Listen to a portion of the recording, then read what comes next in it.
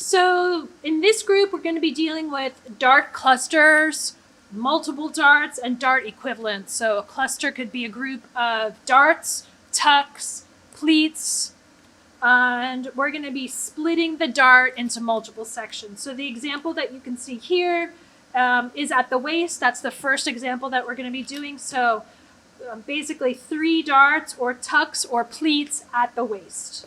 This is in chapter 5. So this is example 401. We're going to be dealing with a dart cluster.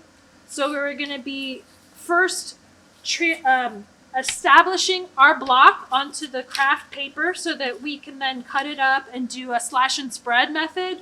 And then we'll redraft what those multiple darts at the waist. So we're going from 1 dart to 3 little darts at the waist. In your notebook, we'll be doing the next section, which are the tucks.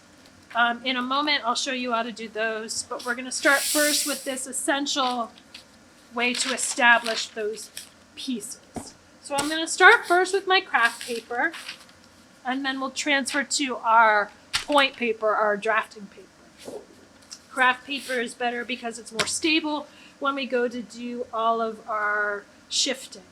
So now we're going to show you how to draft this dart cluster where we're doing 3 tucks instead at the waist instead of the big dart. So the first thing I'm going to do, I'm going to draft my bodice onto some craft paper here, trace everything off, including the waist dart.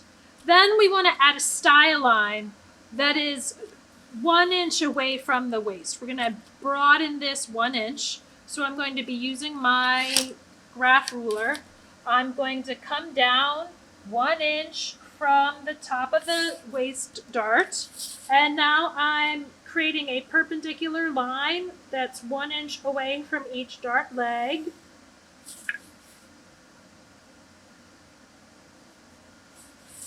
To dart leg A, which is the one closest to the center front. And the same situation with dart leg B, which is the one closest to the side seam. We want these style lines perpendicular to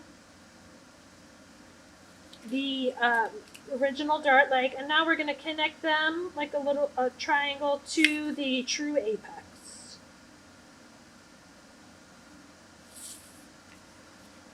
Then we're going to slash in this area and draft it to white paper so you can see the excess that we're adding. So I'm going to cut this out.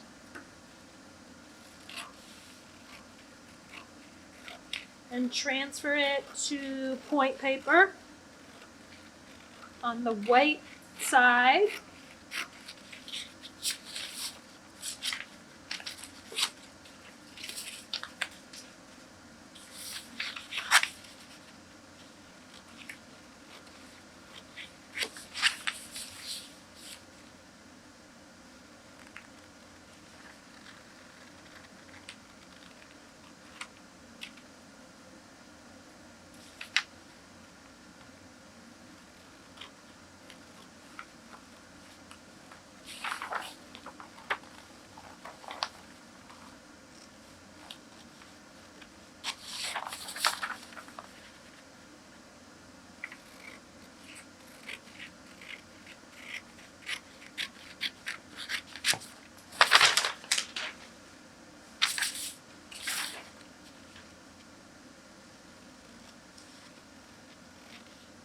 Cutting out my bottom hem.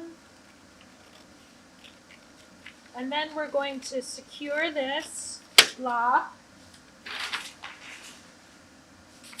to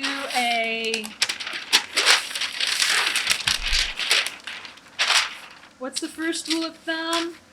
Establish your grain line.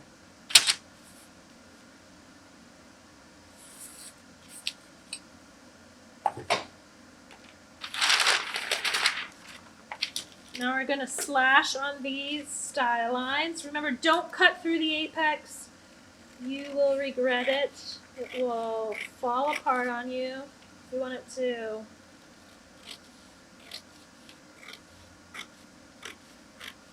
hinge, basically.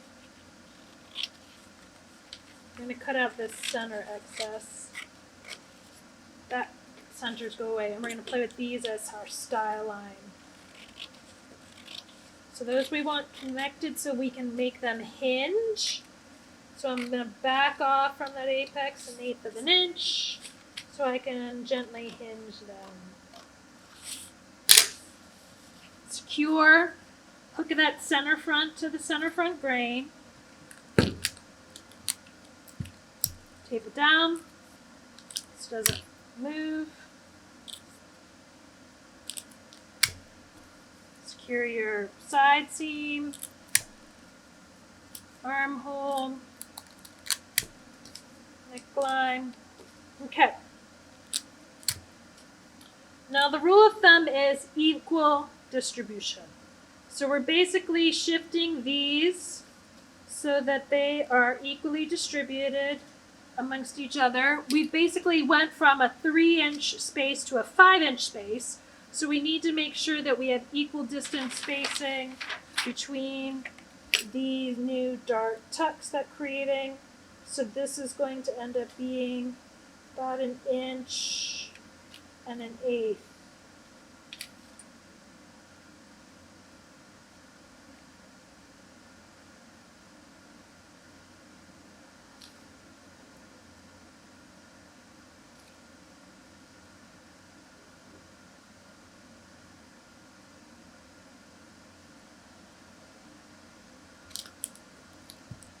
And then you'll secure them.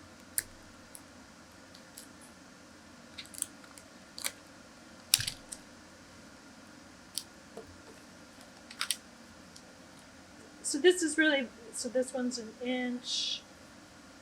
You want to make sure they're about the same.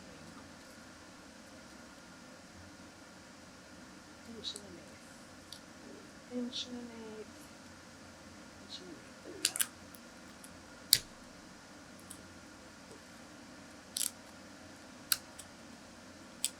Now, if we wanted 3 darts, we would back off 5/8 from the apex, add our punch line, draw our new dart legs, true it out.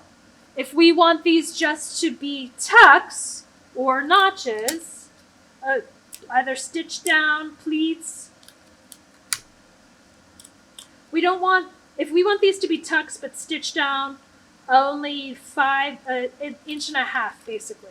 So you'll add your punch line. Your punch line tells you how far the sewer is going to sew.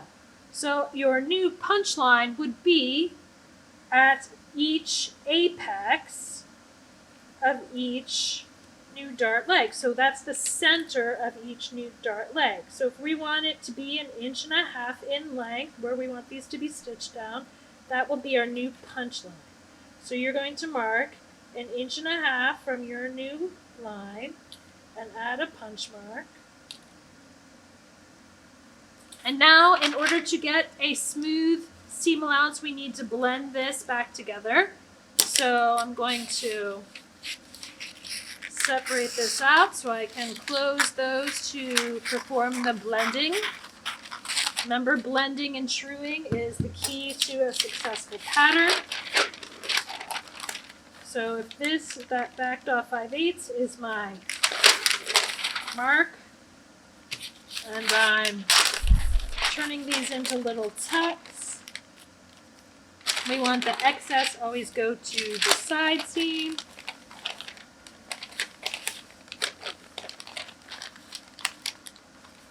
So that's what that one would be.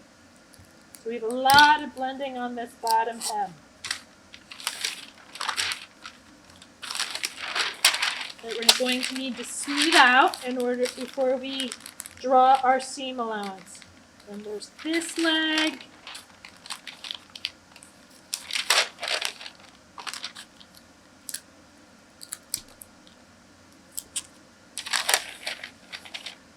And then there's the third leg.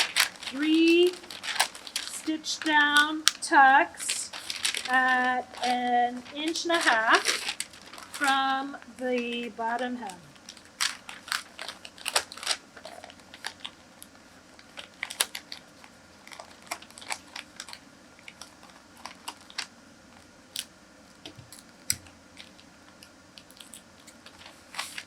So see how uneven that hem is? That's where we need to shape, take our tool, and blend it out.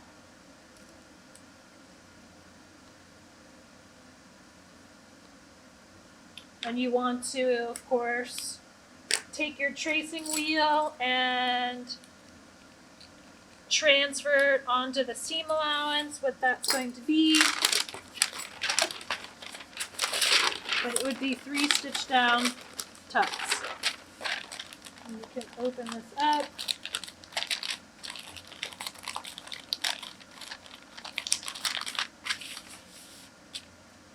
Note your stitch line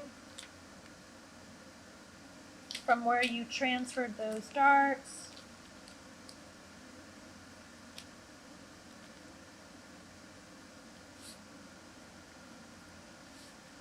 And then it would be the usual seam allowance.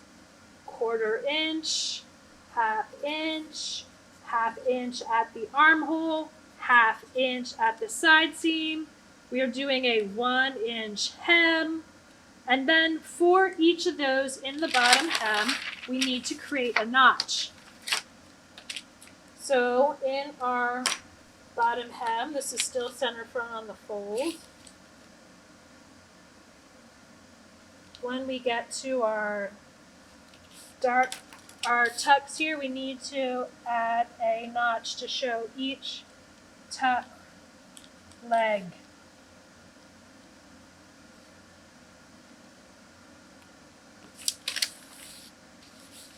And then the usual labeling, name.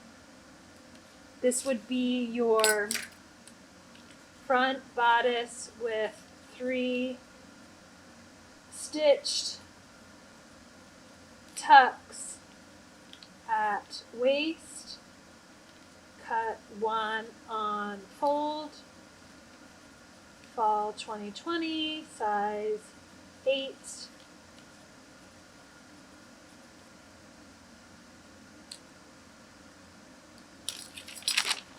Don't forget to transfer your armhole notch into the seam allowance.